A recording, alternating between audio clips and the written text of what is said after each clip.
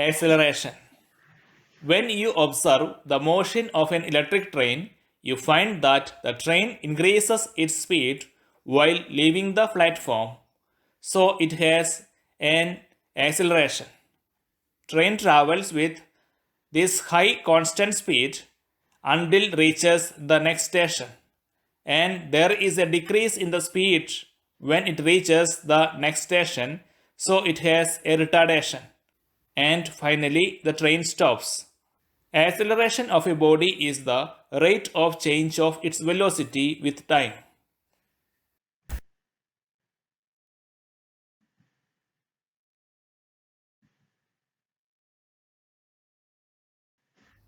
Average Yes. acceleration.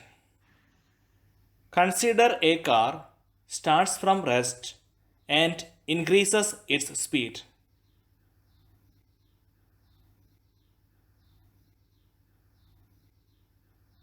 This is its velocity time graph. Let us mark 2 points A and B on the graph obtained. Let us study the motion of the body from A to B. Draw a straight line from A to B. V1 and V2 are the instantaneous velocity at times t1 and t2. So that delta V is the change in velocity in the time interval delta t. Then average acceleration is change of velocity divided by the corresponding time interval.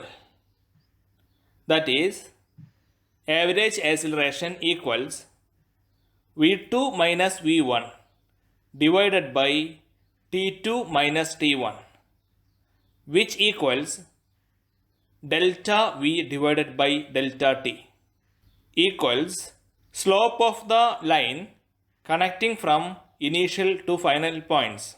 If theta is the angle from time axis to this line, average acceleration equals tan theta. Here, average acceleration is 200 minus 50 divided by 90 minus 40. That is 3 meter per second square.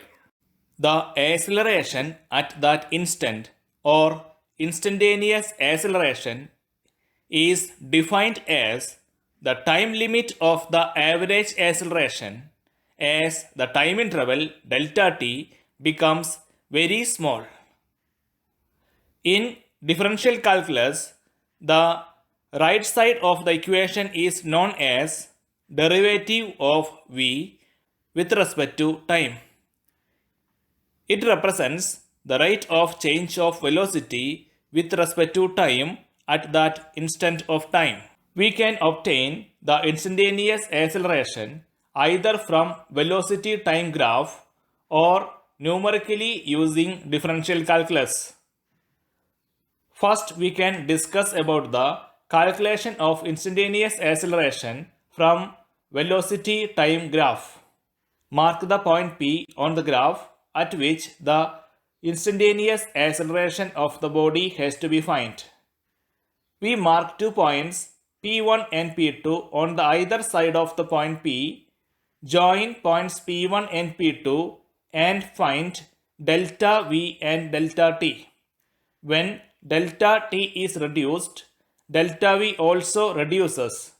On further decrease delta T, dV further decreases, etc. And finally, when delta T decreases to very small value, we finally get one line which is the tangent to the curve at that point P.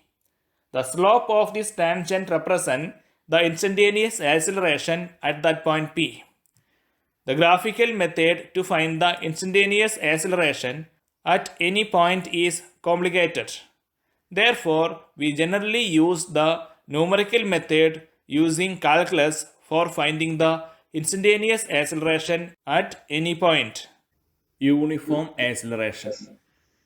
In uniform acceleration, change in velocities are equal in equal intervals of time.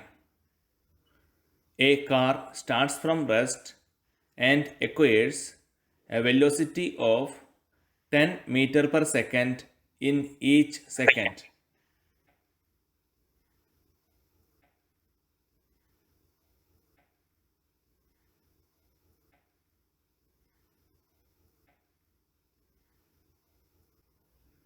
Here, acceleration is same and acceleration time graph is a straight line and parallel to the time axis.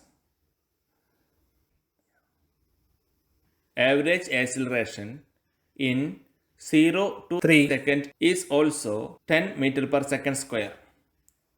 Thus, in motion with uniform acceleration, average acceleration equals instantaneous acceleration. Non-uniform acceleration. In non-uniform acceleration, change in velocities are not equal in equal intervals of time. A car starts from rest and acquires a velocity of 10 meter per second in first second, then acquires 30 meter per second in the second, and again acquires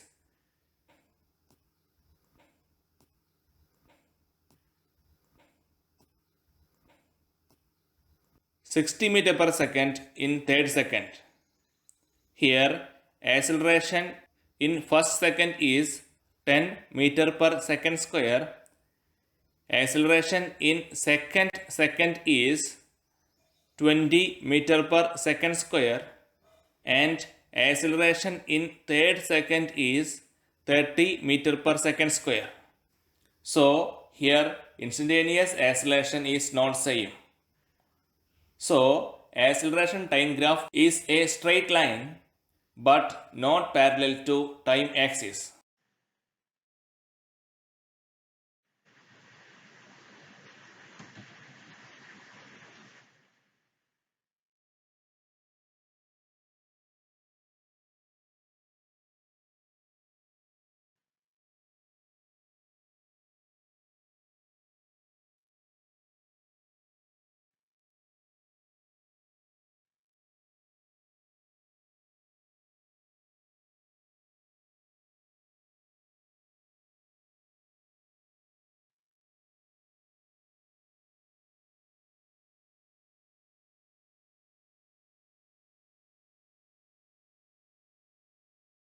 Hence, when object moves in forward direction, displacement as well as velocity both are positive. If the object moves in backward direction, displacement as well as velocity both are negative. If acceleration is in forward direction, it is positive, otherwise it is negative.